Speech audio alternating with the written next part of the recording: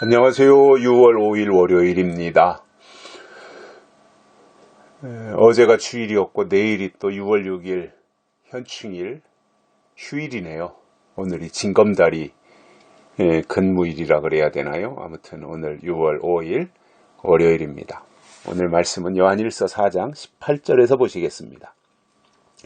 사랑 안에 두려움이 없고 온전한 사랑이 두려움을 내어 쫓나니 두려움에는 형벌이 있음이라. 두려워하는 자는 사랑 안에서 온전히 이루지 못하였느니라. 아멘.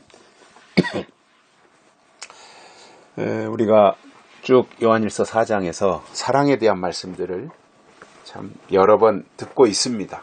오늘 또 사랑에 대한 말씀을 해주고 있는데, 오늘 본문에서 사랑 안에 두려움이 없다 이렇게 말씀하고 있는데, 이 사랑은 하나님을 의미합니다.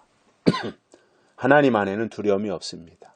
그리고 하나님이 우리에게 주신 진정한 사랑은 두려움을 내어 쫓습니다. 결국 성경에서 설명하는 두려움이라고 하는 것은 하나님이 주시는 것이 아닙니다. 하나님은 우리에게 자유의 영을 주십니다. 자유.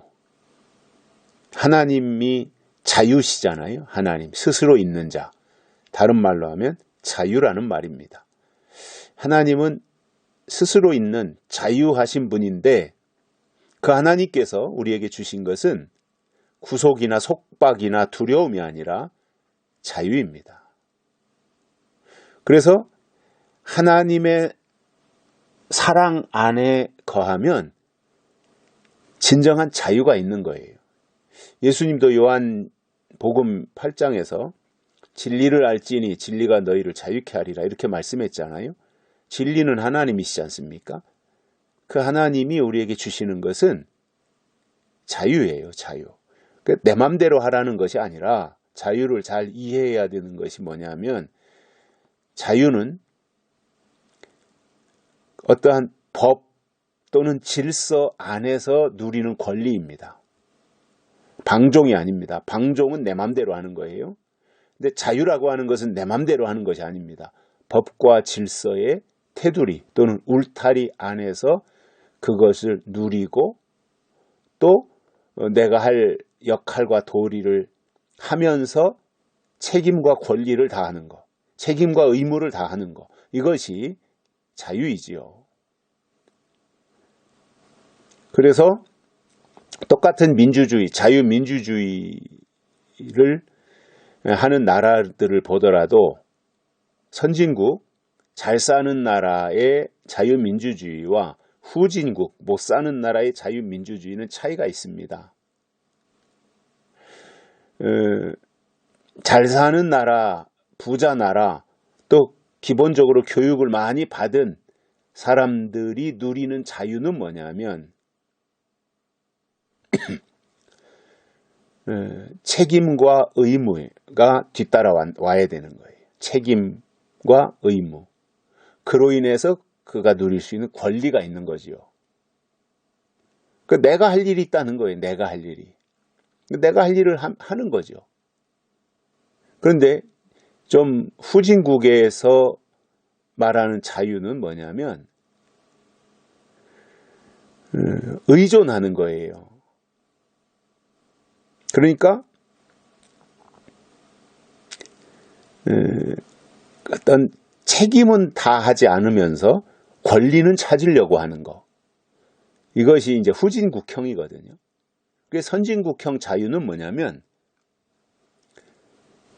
책임과 의무를 다 함으로써 당연히 누리는 권리를 찾아가는 것입니다. 그 차이가 있는 거죠.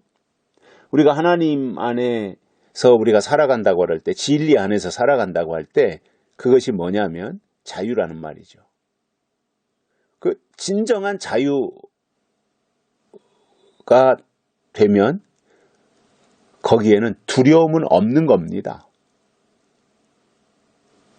왜냐하면 자유의 영이 오면, 진리의 영이 오면 두려움을 내어 쫓는 거예요.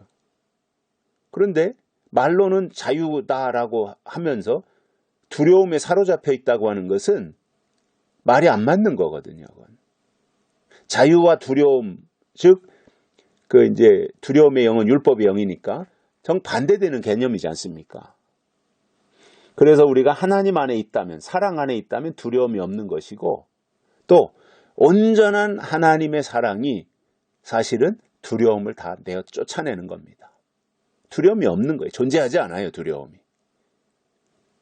그렇다고 해서 뭐 내 맘대로 하느냐? 그게 아닌 거예요. 나름대로 자기가 의무를 다할 것이 있으면 의무를 하는 것이고 책임을 지는 것이고, 그렇기 때문에 자유함으로 오히려 두려움을 내어 쫓고, 그 하나님이신 자유를 진리 안에서 더 누리는 것, 이것이 진정한 의미의 자유가 되겠지요. 그러면 왜 두려워하면 되지 않는가? 사랑 안에 두려움이 없고 온전한 사랑이 두려움을 내어 쫓나니 두려움에는 형벌이 있습니다. 두려움의 영을 받으면 안 되는 이유가 거기에는 형벌이 따르기 때문입니다. 형벌이 있다는 거예요. 형벌. 그리고 두려워하는 자는 사랑 안에서 온전히 이루지 못한다는 거예요. 그러니 우리가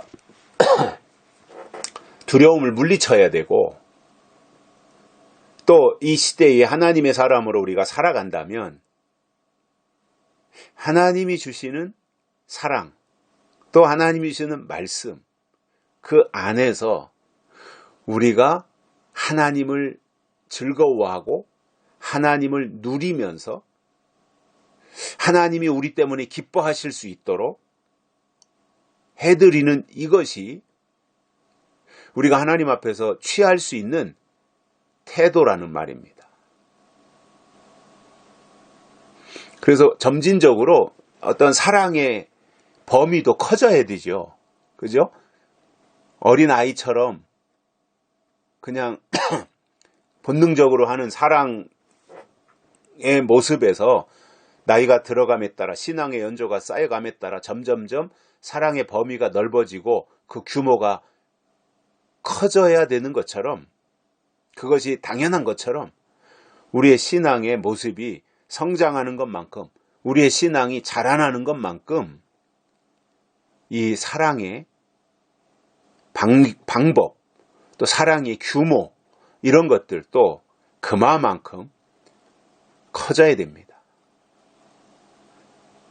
그래서 내 이웃을 내 몸과 같이 사랑하라고 하는 이것은 기본적인 거예요. 거기가 끝이 아니에요. 시작이에요. 우리가 기독교는 사랑의 종교라고 하죠. 하나님은 사랑이시고 예수님도 사랑이시고, 그 사랑을 우리가 입어서 우리 자신이 이 세상에서 사랑의 사도가 되는 것이 맞는 것인데, 그 사랑이 무엇이냐라고 하는 것을 우리가 이해해야 되고요. 사랑은 하나님이신데, 결국 하나님이 주시는 사랑, 즉 자유함 가운데서 베풀어 주시는 하나님의 사랑이 우리 가운데 온전히 이루어지면 두려움의 영을 물리치고 우리가 더 하나님 안에서 합력해서 선을 이룰 수 있게 된다는 의미가 되겠습니다. 여기까지 하겠습니다. 고맙습니다.